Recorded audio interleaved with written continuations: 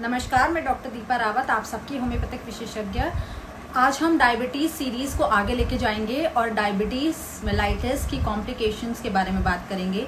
High blood sugar होने की वजह से जो मोस्ट कॉमन कॉम्प्लिकेशन आती है डायबिटीज़ के पेशेंट्स को, वो है heart disease and stroke, hypertension यानी कि जिसको हम हाई ब्लड प्रेशर भी कहते हैं। क्योंकि शुगर जो होती है जब ज़्यादा मात्रा में होती है आपकी बॉडी में, तो आपके ब्लड वेसल्स को, अदर टिश्यूज़ को और सेल्स को डैमेज करने लग जाती है। तो इसकी वजह से आपके हार्ट के अराउंड जो ब्लड वेसल्स होती हैं, यानी कि जिसमें खून घूमता है, ऐसी वेसल्स उनको डैमेज करती है। साथ साथ आपका हार्ट इसलिए ज़्यादा ख़राब होने का चांसेस रहता है क्योंकि ब्लड वेसल्स डैमेज हो चुकी हैं और हार्ट अच्छे से पंप नहीं कर पा रहा है टुवर्ड्स दीज ब्लड वेसल्स और टुवर्ड्स द टिश्यूज़। तो इस कारण से हार्ट को एक्स्ट्रा मेहनत करनी पड़ती है और उसको अच्छे से ब्लड सप्लाई नहीं मिल पाती है, इसलिए हार्ट अटैक आने का खतरा होता है।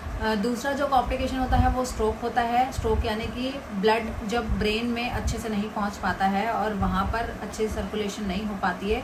ये सर्कुलेशन कम क्यों होता है, ख़राब क्यों होता है? क्योंकि हाई शुगर होने की वजह से ब्लड वेसल्स डैमेज हो चुकी हैं।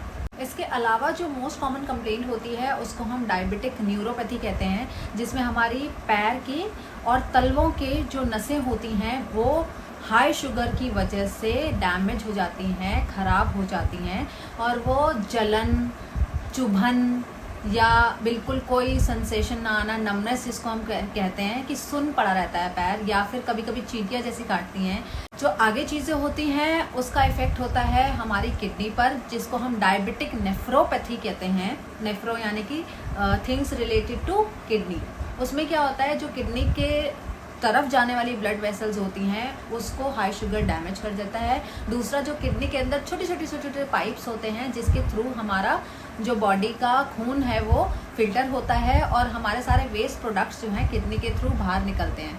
तो इसमें क्या होता है कि हाई शुगर होने की वजह से जो छोटे छोटे ट्यूब्यूल्स यानी पाइप्स होते हैं उनमें डैमेज हो जाता है और हमारे उसकी जो वेस्टेज होती है वो बाहर नहीं निकल पाती है किडनी से, और हमारे बॉडी में यूरिया और क्रेटिनिन जैसे वेस्ट प्रोडक्ट्स बढ़ने लग जाते हैं। जिनको शुगर होता है उनके घाव जल्दी से भर नहीं पाते हैं, हील नहीं हो पाते। वो भी इसीलिए क्योंकि ब्लड सर्कुलेशन जहाँ पर कम हो जाता है, यूजुअली जो घाव होते हैं वो हमारे पैरों पर पड़ जाते हैं। नमनेस की वजह से हमें कुछ फील होता है नहीं। यूजुअली पेशेंट को क्या होता है कि फील नहीं होता और चोट लग जाती है या कुछ घाव हो जाता है या कोई इन्फेक्शन हो जाता है तो वो फील कर पाते नहीं है, उनको पता चल पाता नहीं है, दर्द होता नहीं है कुछ भी।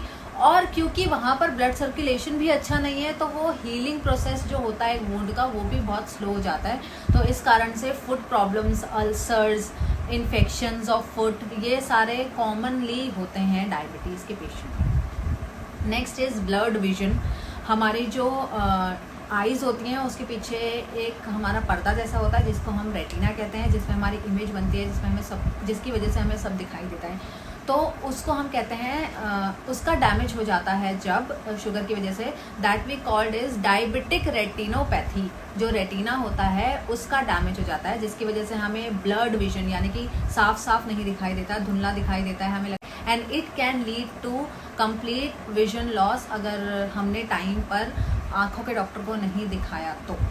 स्किन डिजीजेस, स्किन में एलर्जीज जल्दी होते हैं, स्किन इन्फेक्शन जल्दी होते हैं, फंगल इन्फेक्शंस हो जाते हैं डायबिटीज़ वाले पेशेंट्स को और वो जल्दी से ठीक नहीं होते हैं। नेक्स्ट इज़ हमारे डेंटल कैरीज और गम डिजीज़ेस। हमारे माउथ में ही इतना ज़्यादा शुगर कंटेंट होने लग जाता है, बसने लग जाता है कि बैक्टीरिया उसमें ग्रो करने लग जाते हैं और ज़्यादातर इफ़ेक्ट करते हैं हमारे दांतों को और गम्स को। गम्स में स्वेलिंग हो जाती है, पेन होने लगता है, पस पड़ जाता है। ये सब कंप्लेंट्स यूजुअली होती है हमारे शुगर पेशेंट्स को।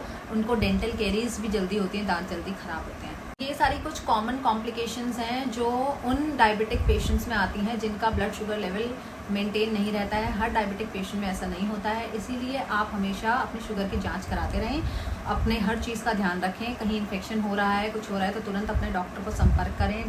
टाइम टू टाइम आप अपने आँखों के डॉक्टर से मिलते रहें, टाइम टू टाइम अपने टेस्ट करवाते रहें, अपना ध्यान रखें, मैनेज करने की कोशिश करें अपने डायबिटीज़ को, ताकि वो आगे किसी कॉम्प्लिकेशन में कन्वर्ट ना हो जाए।